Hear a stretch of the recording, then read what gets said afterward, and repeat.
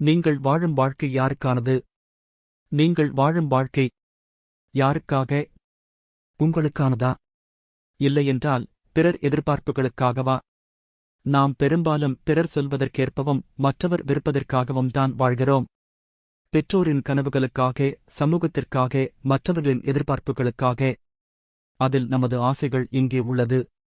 ஒருநாள் நம் வாழ்க்கை முடிவுக்கு வந்த பிறகு நாம் வாழ்ந்த வாழ்க்கை நமக்கானதா என்ற கேள்வி நமக்கே வந்து சேரும். அந்தக் கணத்தில் மன்னிப்பு கேட்க யாரும் இருக்க மாட்டார்கள். உங்களைத் தவிர யாரும் உங்கள் வாழ்க்கையில் இருக்கவும் மாட்டார்கள்.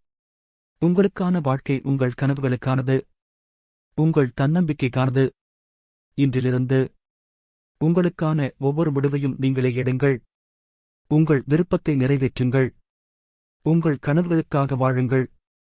அந்த வாழ்க்கை உங்களை சுற்றியுள்ள உங்கள் நலம் விரும்புகளுக்கானதாகவும் மாறும். இப்பொழுது உங்கள் வாழ்க்கையை யாருக்காக வாழ்கிறீர்கள்? உங்கள் பதில்தான் உங்கள் நல்ல